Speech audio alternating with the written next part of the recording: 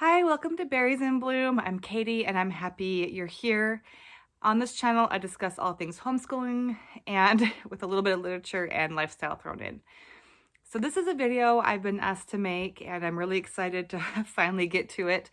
In this video, I'm going to be discussing the beautiful feet around the world with picture books curriculum and the different resources that I've added to it to make it a really full and robust curriculum, and then how I plan for a unit, which it's not a unit study program, but I treat each country that we study as a little unit study in itself.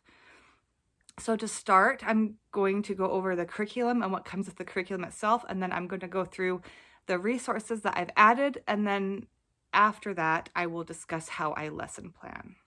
So,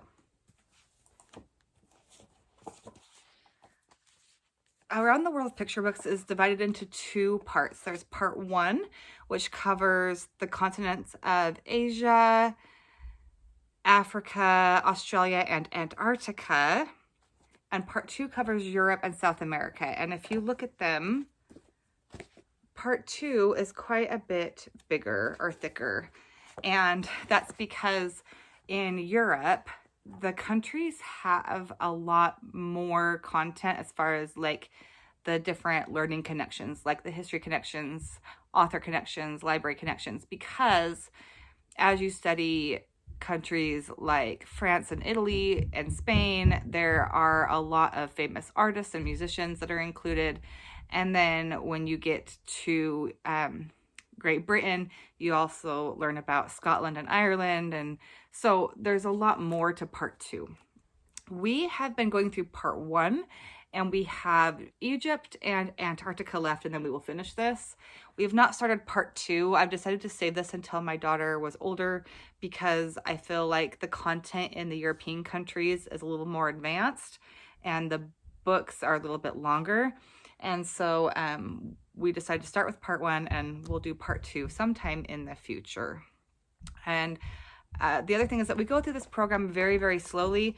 We started part one in first grade with my daughter, and we just did Asia that year. Second grade, we didn't do anything just because I had a lot going on in my life and I felt really busy, and we were finishing phonics and I just felt really overwhelmed. So we picked this back up this year for third grade, and we have been finishing part one. So we did Australia, and we just have Egypt left for Africa, and then we have Antarctica, and then we'll be finished. And so I'm anticipating about 4 to 6 weeks from now, we will finish part one. And then I'm not sure if we'll do part two in fourth grade or fifth grade. It just depends, because I do also have some other units that we want to do. And so I'm going to let my daughter choose between a few options. But we will eventually do this because for a few reasons. One is that this is one of my most favorite curriculum I've ever used in the 10 years we've been homeschooling. But the other reason is that I bought all the books and all these resources. And I actually bought a lot of the like library and history connections that go along with this one. And so I frankly want to use it because I have bought all those resources and I want to put my money to good use. But essentially, when you get this, if you get the full pack, you get a pack of books with it. Let me see if they have.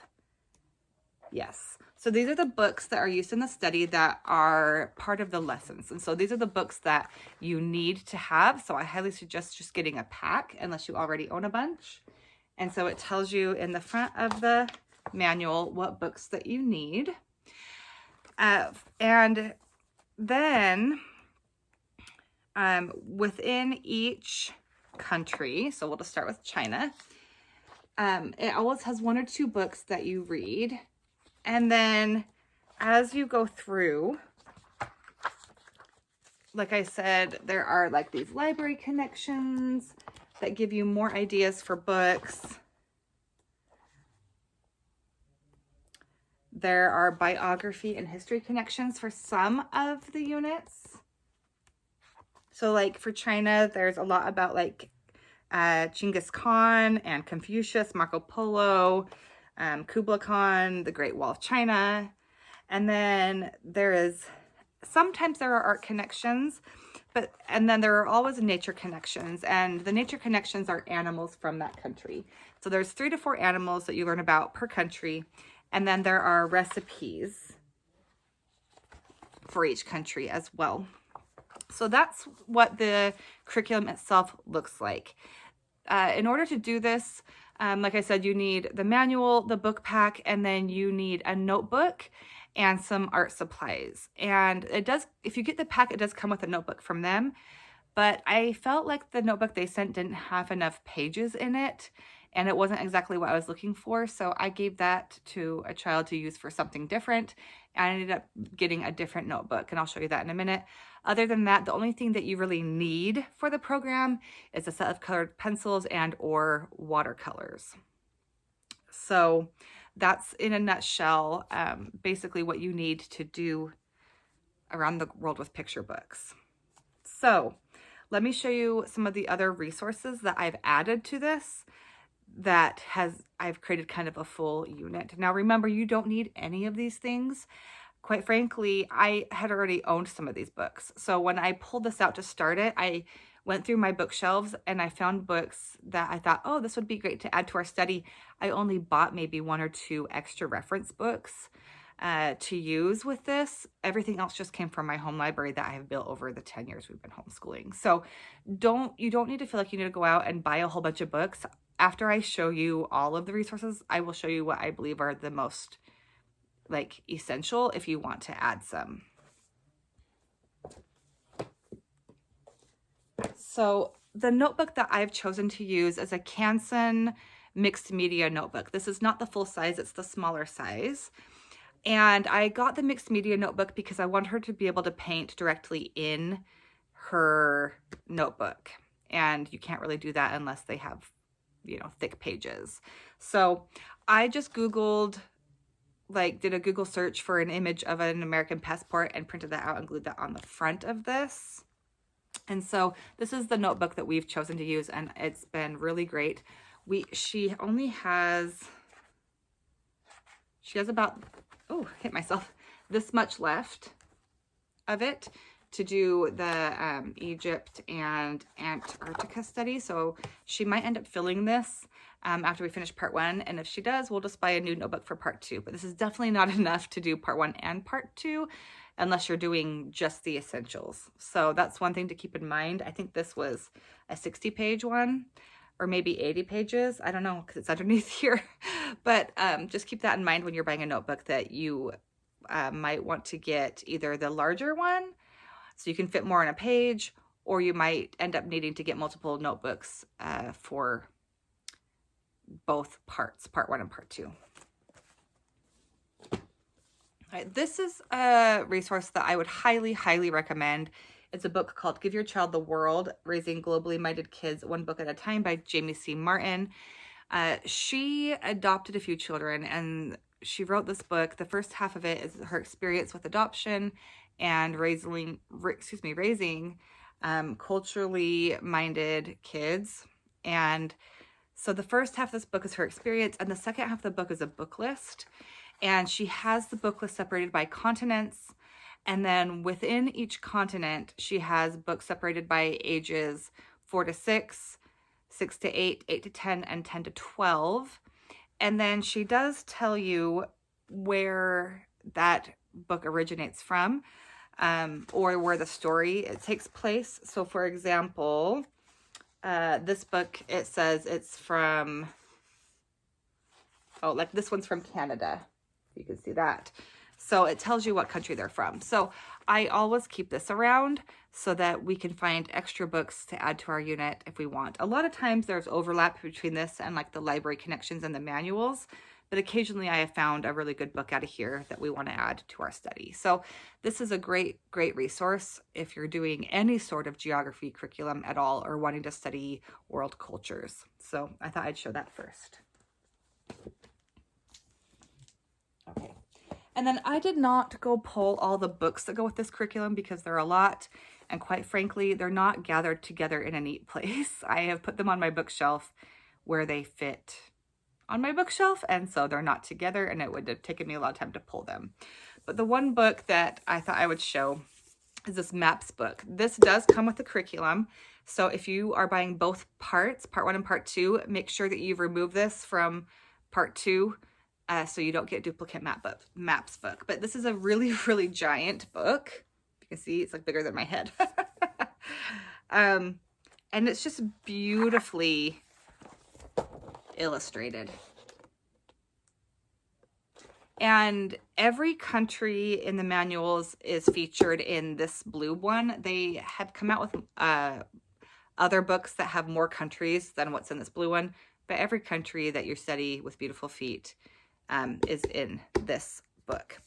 So this has been really fun to look through. But when I saw this, I realized that I wanted a more realistic atlas than an illustrated atlas. And so I did purchase this Reader's Digest Children's Atlas of the World.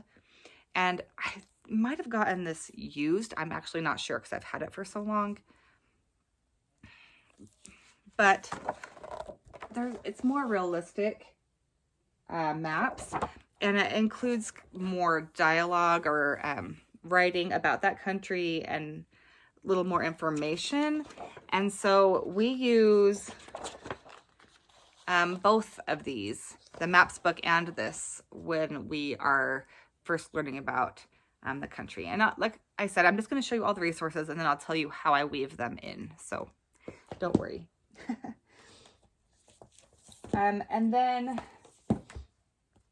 I have this Lonely Planet Kids, the travel book, and this is one that I just had on my shelf and I decided to pull it out and use it, and it's worked beautifully. This just has little like facts and pictures from the country, so it's a quick little read. There's like 1 page per country in this. And then we have from DK, Our World in Pictures, Countries of the World. And this is another great one that I just actually had in my bookshelf and decided to pull out. And if this is one of the ones that I would say, if you have to pick, this would probably be one of the ones I would highly suggest. So once again, it has like 1 page per country.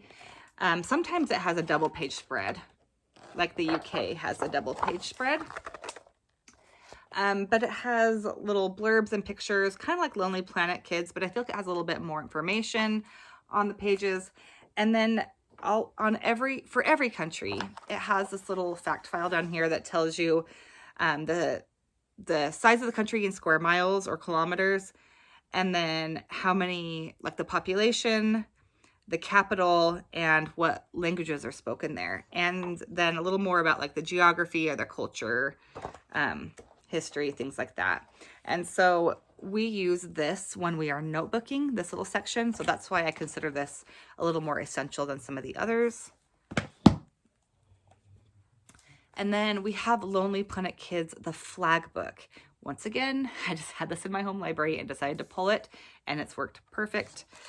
So there's 1 page for every flag, and it tells you what year it was adopted, the ratio, the usage, like if it's used countrywide or such, and then the design. And then it has little blurbs around the picture of the flag that tells you information about the colors and the symbols and what they mean. And then it tells you a little bit about making of the flag or how the flag came to be, and then like a picture of the country. And so we've used this in our notebooking as well. And this has been a wonderful, wonderful addition to our study.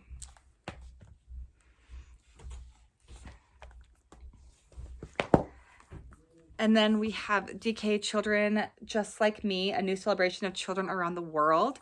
And this has been really, really cute to show that how we're so alike no matter where we live, and how everybody has a family and they all eat and they all have games they play, and just you can see so much similarities, but then you get to learn about the differences too in other people's cultures. So there's usually either a double page spread or a 1 page spread showing a child from that country, and it tells you how old they are, where they live, what the landscape is like in their country. It shows usually their family, how they celebrate, like celebrations, what their home is like, where they eat, what their school is like, what kind of sports or activities they play in that country. They even have a signature and how they say hello, and then a little where they live on a map. I thought that was really cute. So we also use this. So those are the ones I use the most, and then I'll show you a few others. So we have this Where on Earth Atlas, and this one's pretty unique. So this book is separated by continent, and for each continent, you get to learn like facts, famous landmarks, climate, wildlife, like what it looks like at night. So you can see like the more highly populated areas. So this one I use a little bit like when we're starting a new continent. So like when we did Australia this year, we pulled this out. And then when we started African countries, we pulled this out. But like for part 2, you'd only pull this out twice. You'd pull it out for Europe and then when you got to South America. So this is not one that you would be using a lot. I don't think this one's necessary. You can skip this one unless it interests you. I have the DK, the Animal Atlas.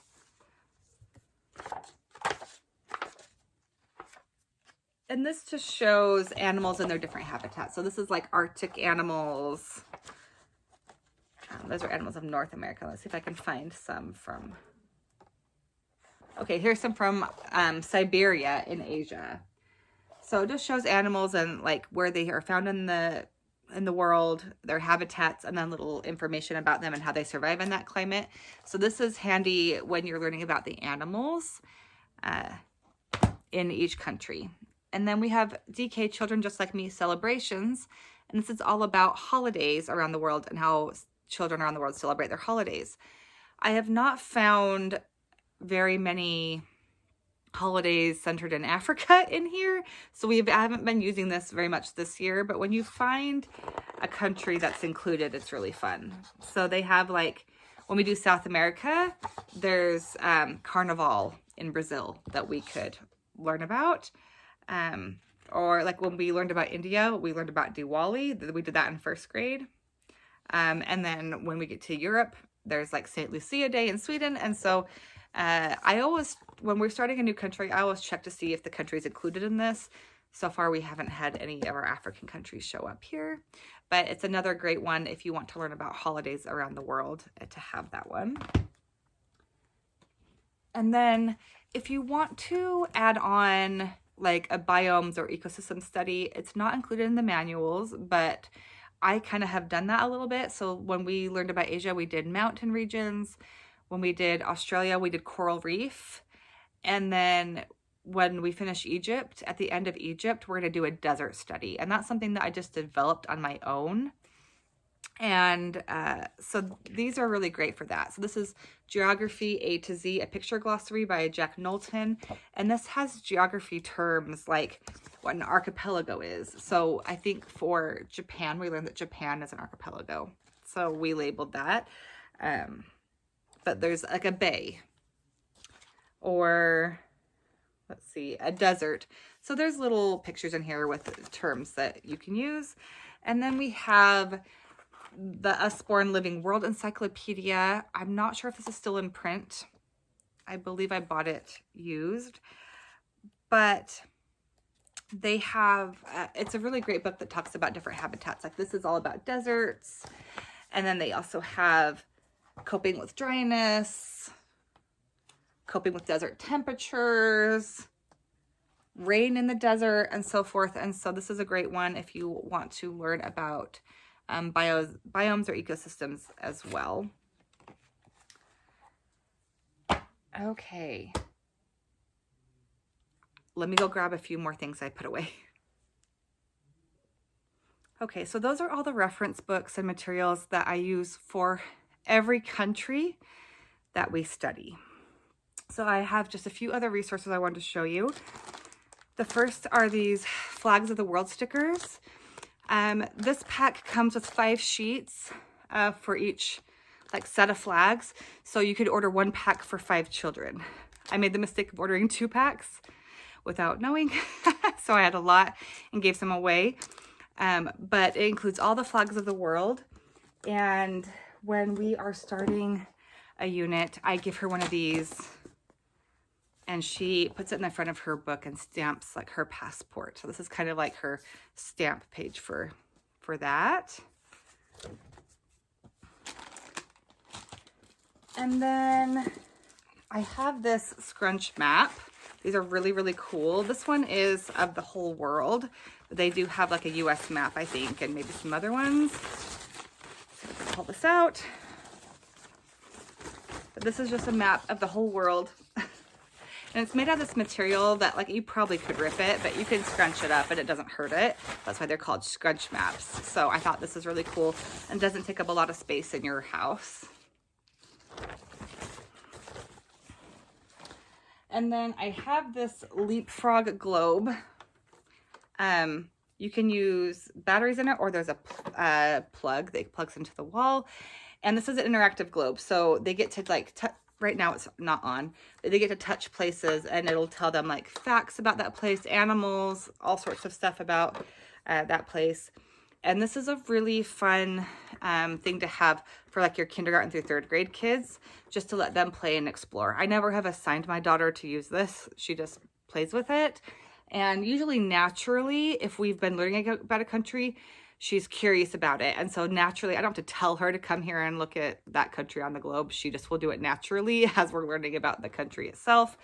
But one thing that bugs me about this is it does not break up the United States or Canada or Mexico into states. Like the other parts of the world, like African countries are, you know, and Europe. So that kind of bugs me. And so I'm probably going to be oh, this is so dusty. I'm probably going to be buying a new globe.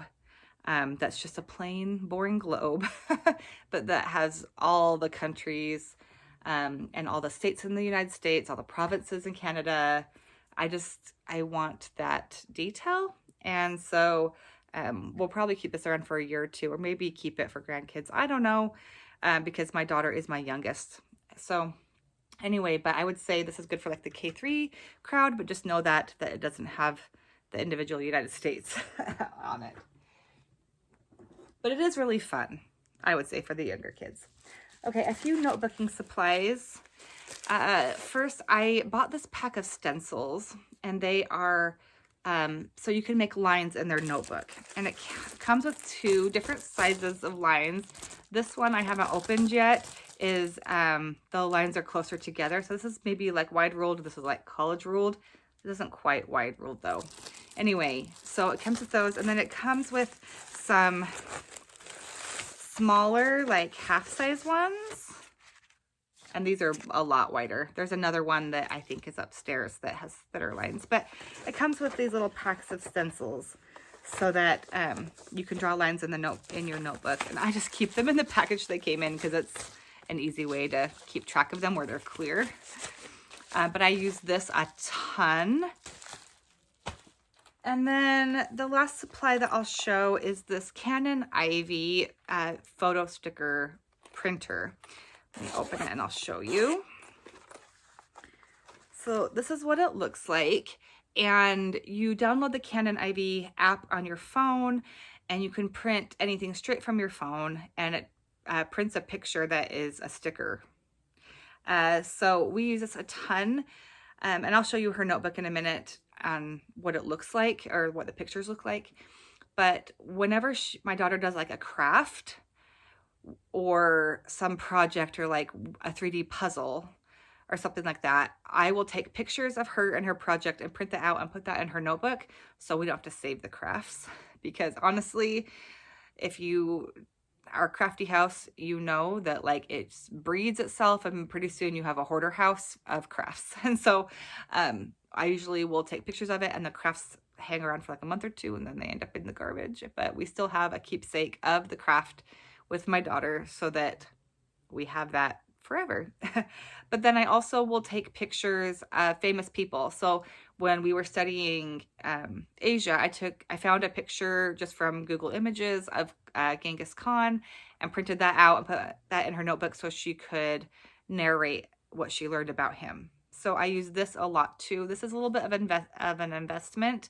And when I was researching between this and like the HP Sprocket, this one had better reviews as far as clarity of the pictures, and I've been very happy with this. I've had this for a few years now. And you charge it, so it doesn't need any batteries. Oops, there's a charging cord. You just charge it, and then you do have to buy the sticker paper, and it's I wouldn't say it's outrageously expensive, but just know that there is that cost of buying the sticker paper that goes in here. Okay, so those are all of the supplies, except I did forget to get our Draw Right Now books. So we do use the Draw Right Now books a lot for this with this program as well. I did not buy those for this program. I already had them, but they cover animals of the world in a lot of the Draw Right Now books. And so as we have gotten to learn about the animals in each country, if there is an animal in the Draw Right Now book that corresponds, I've had her do those. So that's the only other thing I didn't show. And then of course our art supplies like watercolors and things like that. So don't worry, I will link all of these in the description box. And so if you want to go and find them, you can go look at those links. So you don't need to be writing things down. I should have said that at the beginning of the video. Okay, so let me show you just a little bit in my daughter's notebook, and then I will talk about how I lesson plan. So let me just show you some examples. So like when we did a 3D puzzle of the Sydney Opera House when we did Australia. So these are those, the Canon IV photo stickers. So they're actual photos, if you can see that, but they're sticky on the back. So that's what those look like. And then let me show you a Draw Right Now page so you understand that as well. So like this was a Draw Right Now page my daughter did of the duck-billed platypus, which was found in Australia. So that's what those look like. And then you can see where I use the stencil to do the lines. So, okay, now let's get to the planning. So whenever we're going to start learning about a new country, the first thing I do is I sit down and I just brainstorm with just a blank piece of paper what big topics I want to learn about. So for Egypt, because we're actually just started Egypt, some of the topics I picked was pyramids and ancient pharaohs, mummies, and deserts and camels, and biblical history like Moses. Those were like my big categories for Egypt. And that kind of helps me start piecing together ideas on what I want to do with those. And then the second thing I do is I read about the country and go through all of the lessons in the manual. I just sit down for like 15 minutes and just glance at every lesson in the manual, including those library connections and things, to kind of get a feel for what we'll be studying out of the manual. And then I usually will consult the Little School of Smith's blog. Lindsay over there, they did Around the World with Picture Books a few years ago. And she blogged about every country that they learned about. And she included a lot of art and crafts in their study that's not included in the manual. And so I consult her blog for ideas on art and crafts that we can add to our study. So once I have all those ideas put together, then I go and I put books on hold at the library. So about a week before we're going to start our study, I go through the manual and I go through all those library connections and history connections and biography connections, and I do a search on our library online and put any books our library has on hold for us. And I also use this as well. So I go through these and put books on hold at the library. And usually if I do it about a week ahead, they're usually available, unless they're checked out, they're usually available by the time we start the unit. So that's the first thing that I do. And then I also print out any of the corresponding pages with this. So in the back of the manual, it includes... It's okay. That's okay. In the back of the manual, it includes pictures of the maps and flags and animals and some art pieces. But you actually can, if you go to the Beautiful Feet website, you can download those as a PDF pack. And that's what I do, and I print straight from there. That way when I copy, I don't have that like dark line that gets right there in the edge. So I also, usually the same day that I put books on hold, I will print out the pages from the PDF that goes with this. And then I also will look at the animals for that country, and I will do a Google search to see if there are any Wild Kratts episodes about those animals, because my daughter loves Wild Kratts. So that's usually, I do all of that usually about with a week before we're going to start the unit. And then I just, when I'm looking at Little School Smiths, I just take notes of like what crafts or art projects I want to do. So when we were doing Australia, she had linked a drawing tutorial on how to draw the Sydney Opera House on like a video from YouTube. And so I made note of that so that when we got to Sydney Opera House, we could actually go and watch that tutorial and do the art. So I put that in my notes, like the crafts and things from that I want to do.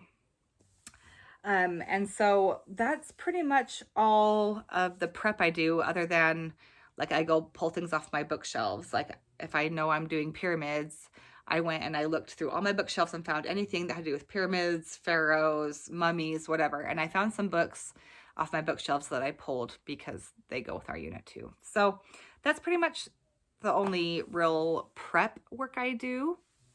And then let me tell you a little bit about how I structure a unit. So the first thing I do is the first day of our study, we will look at the country on our scrunch map, and then I will give my daughter the flag sticker, and she will stamp her passport. And then I will try to find a 30-minute or under YouTube video that's a travel video of that country. So for Egypt, we looked up a travel video of Egypt, and you can usually find quite a few options on YouTube. I just choose one that's like 30 minutes or less. And that is our day one. It's like maybe 30 to 40 minutes, depending on how long that travel video is. But we find it on the map, we stamp our passport, we watch a video, and usually have a few snacks. And that is our day one of every country that we study. Day two, I take all the books, the reference books I showed you, except the flag book and the celebrations book and the animal atlas. Those ones I don't, but all the other reference books, I open them up to the page of whatever country we're going to learn about, and I just spread them out on the floor. Like it takes up like half our living room, and we just spend 20 minutes or so looking at all of our reference books. And honestly, because each country is only like a page or two maybe in those reference books, it really only takes about 20 minutes, maybe 30 minutes to look through all of our reference books that we have. So we do that, and then my daughter will do the map of the country. So let me show you Australia. So she colors the map. We usually label the capital, and then we label any geological features. Like this is the Great Sandy Desert. We did the Bass Strait, and then she has the Great Barrier Reef listed up here in pencil. And then she has like Tasmania listed down here, Indian Ocean. So she labels like features around the map. And then we use that DK Countries of Our World book to label the population, capital, and language. So that's day two.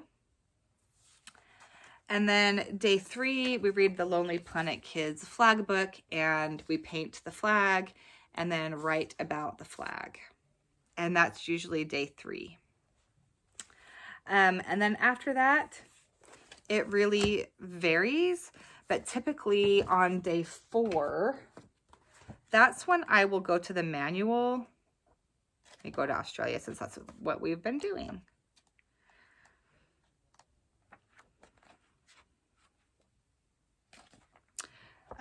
That's when I usually will do the lesson that comes with the book. So day four, we will usually do whatever book came with the curriculum and the corresponding lesson. And there's discussion questions typically in there. And then after that, it's just kind of a toss-up. But in general, we will just read through all of those library connections, history connections, and we will do any art or crafts projects that correspond with those. So we usually will just read like 1 or 2 books a day, and then if there is a corresponding craft or notebooking page, we will do those. And so that's kind of the middle of the unit, and then always at the end is when we do the animals. And so if there is a Wild Kratts episode about the animals, my daughter will watch that. If not, we will usually look for a YouTube video about those animals. And then the manual does have some little blurbs about each animal, and sometimes they suggest videos. Some of them have been hard to find. But like this one, it says Planet Doc has a 5-minute video titled Tasmanian Devil, Tasmanian Island. So it does give some suggestions for videos in here. And like we did find some on the Great Barrier Reef by David Attenborough. Those were fine, but some of these have been a little hard to find, to be honest. But anyway, so we also do the animals last. And then there are recipes. We have actually not made any recipe from any of these books, but we always end our unit with a celebration of eating food from that country if possible, and then watching a video. So we've been trying to get takeout. So we did Asia, we just did takeout. So like when we did China, we got Chinese takeout and watched Mulan. When we did Japan, oh, it was so fun. We went out to Japanese hibachi, and then we came home and we watched a couple of videos that were the, I can't remember his name. But it was like My Neighbor Totoro and Spirited Away. And though my daughter loves those shows, just totally fell in love with them. And so we try to go out. I'll be honest, with Africa, we haven't been able to go out to any African food here because where I live, there's no African cuisine here. So we just have skipped the food part, which makes me kind of sad. But we watch movies. So like with Egypt, we actually already watched, oh, why can't I think of it? Prince of Egypt. Because my daughter read a book about Moses last week, and so we watched Prince of Egypt, and that was really fun. We'll probably end up watching The Lion King too. Anyway, so that's kind of how I structure planning for Around the World with Picture Books from Beautiful Feet. But let me show you inside her notebook now to show you kind of how we have notebooked through each country, and that might give you a better idea of how we work through a country. But in general, every day looks like a book or a video, and then sometimes a craft, sometimes a notebook page, sometimes a draw right now, no, you know, whatever you're doing in the notebook. We do not notebook every single day of a unit, but we are usually reading a book or watching a video. So that's kind of what my daily plan looks like with her is we watch a video, read a book, maybe do a notebook or craft. So let me show you through Australia because she did that at the beginning of the school year this year. And it's a good example of a really robust unit because I added the coral reef study to it. So she obviously stamped the front of her notebook, and then she did the country and the flag, which I showed earlier. And then she did this drawing tutorial of the Sydney Opera House. This was a link from Little School of Smiths. And then I found a 3D puzzle of the Sydney Opera House. So she did the puzzle and we notebooked about what we learned about the Sydney Opera House.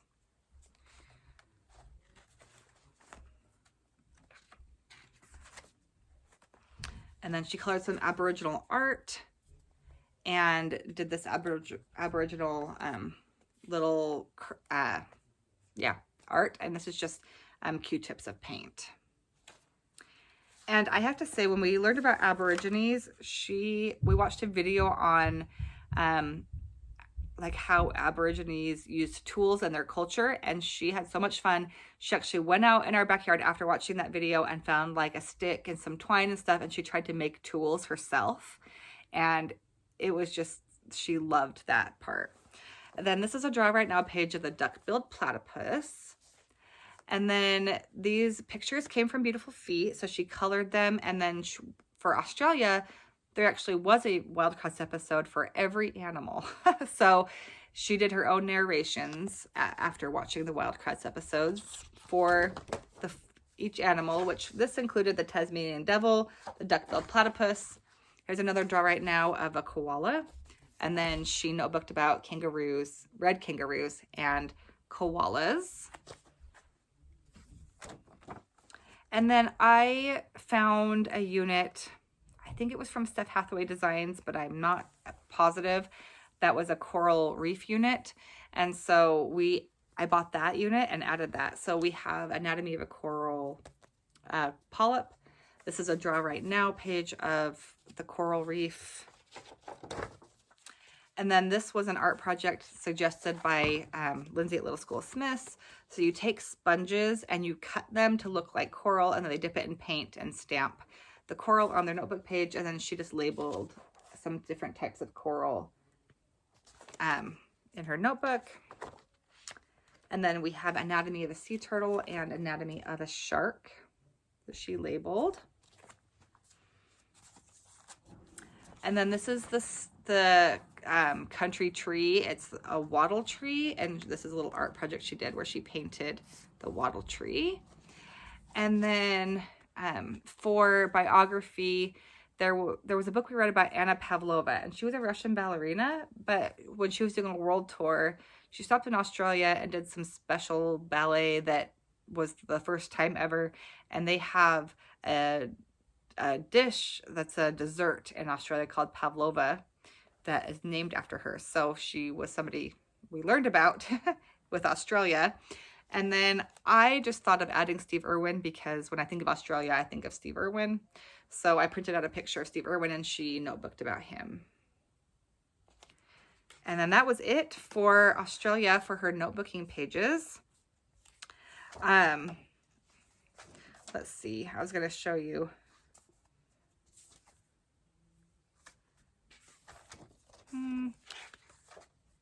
Okay, so for Morocco, that's the country we just finished. Look how much she wrote on flamingos. She started down here and she went all the way down here about things she learned about flamingos. She must have really, really liked flamingos. So anyway, that's an example of her notebooking pages. And so like I said, we don't do a notebook page every single day. When we did like Tanzania and Kenya, there was not that many. So we did the map and the flags. These countries are studied together. And then she just did the animals. And like this was an art. And she did a little thing about Jane Goodall. And then that was it for Tanzania and Kenya. So we don't always go all out with the notebooking. It just depends on what we're learning about. So anyway, that's an example of her notebook. So some of the notable things that we've studied. When we did China, we looked up like the year they were born. And so my daughter was born in the year of the rooster. And I printed out her name in Chinese characters. And then when we learned about India, we learned about the festival of Holi. And I bought chalk and like white shirts for everybody. And one day we did a chalk throw, like what they do in India when they celebrate Holi. And that was really, really fun. So, and then when we did Japan, we also did some origami. And anyway, cherry blossom tree and a kimono, you know. So I feel like one thing to know is that if I did just the bare minimum of what's in the Beautiful Feet manual, for the notebooking pages, there would be the map, the flag, and the animals, and maybe an art piece. That's what's included with Beautiful Feet. Everything else I've added myself. And I find that it just becomes more intuitive over time. The more that you lesson plan and the more you do this and the more you notebook through Beautiful Feet, it becomes more intuitive to you as far as like what you want to include.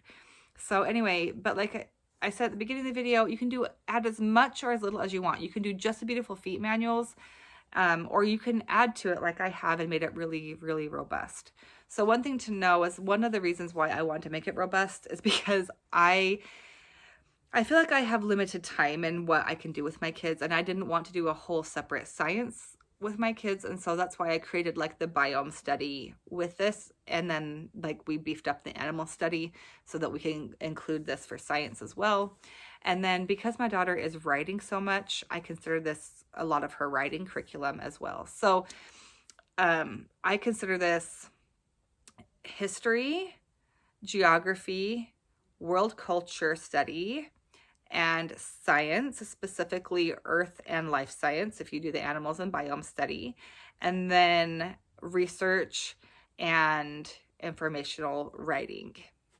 Those are all the subjects that I consider Beautiful Feet to meet in the way that I have lesson planned and prepared and used this. So that's one thing to know too, is that if you make this as as robust as I have, the only thing you really need to add is like math and maybe some language arts. Like if you have a kid still doing phonics, you would need to do phonics.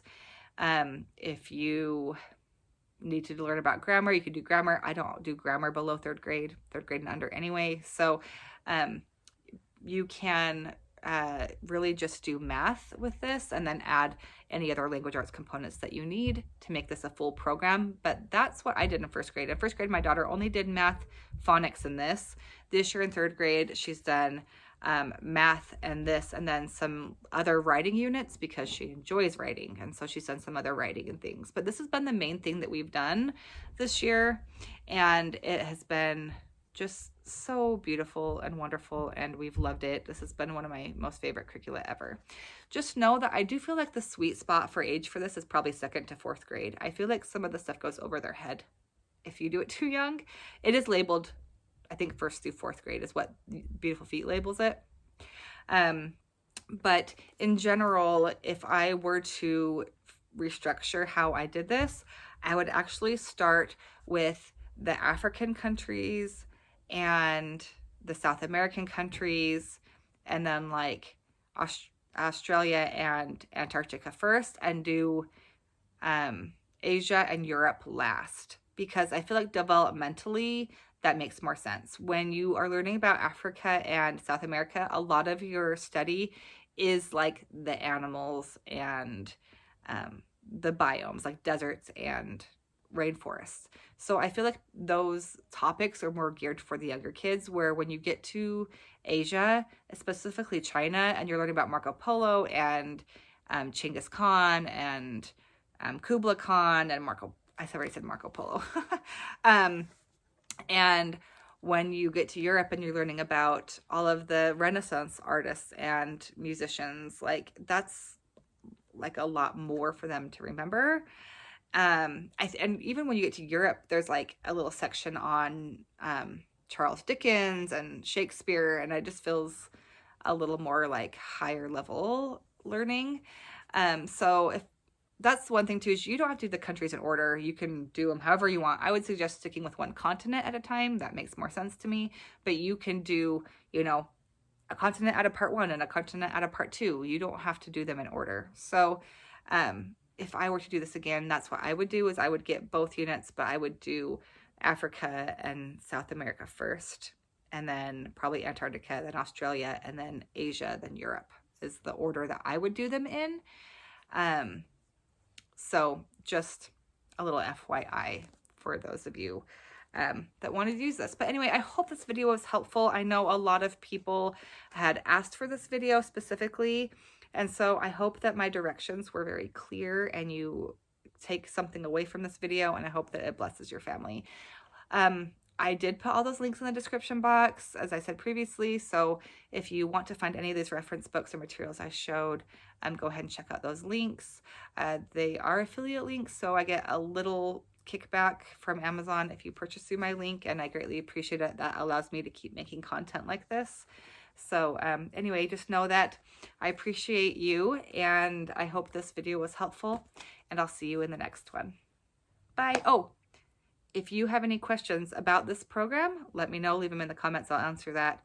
And then if you tell me how you do geography in your home, or if you used Beautiful Feet, tell me what your thoughts are, because anyway, we've really loved it. So anyway, have a great day. Bye.